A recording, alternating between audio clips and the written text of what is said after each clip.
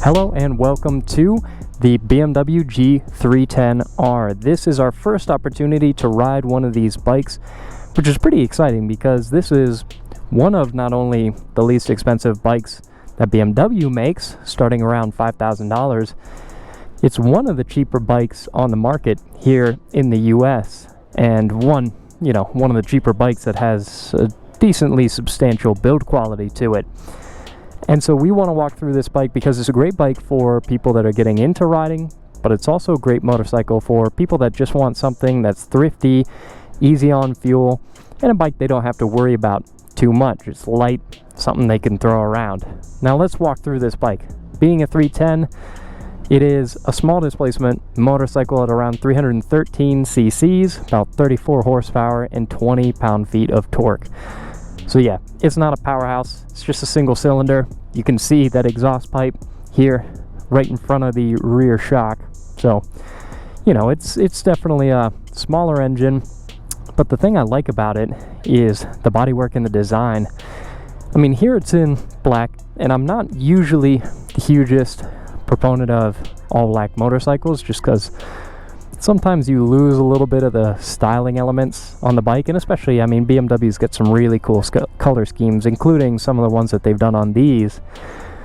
But I do like the little contrast of white plus these gold inverted, by the way, forks. And you've got these Bi-Bray brakes, which are actually pretty nice components. That's Brembo's more affordable brand.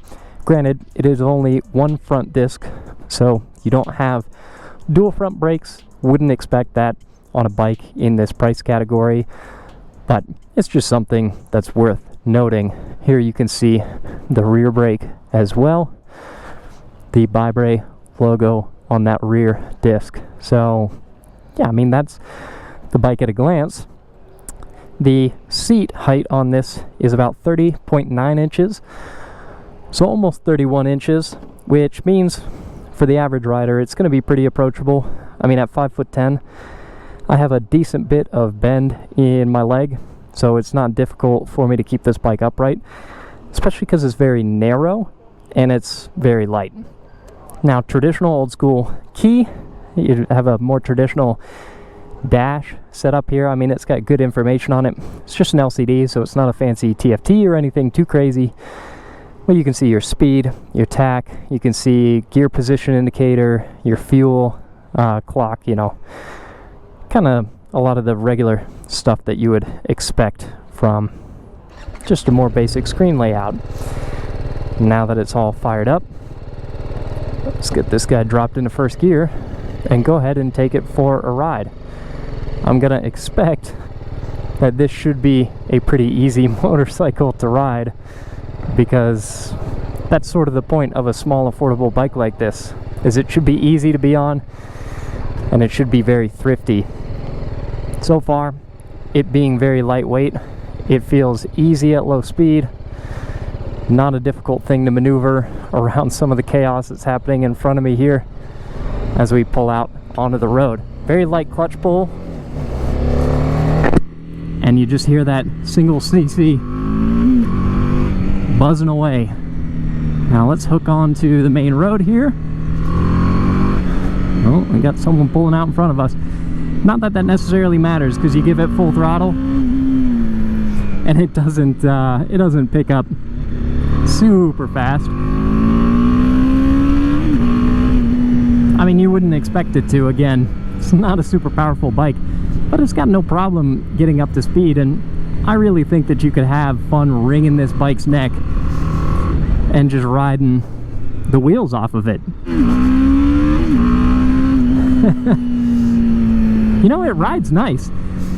Things I'm noticing is that the position here for the rider is definitely a little scrunched. I think if you're a larger rider, you might have to just step into a bigger bike, because it's not a massive motorcycle. So I think if you're maybe 6'4" and above would be my guess, you're probably gonna feel a little bit like a circus bear on a tricycle riding one of these.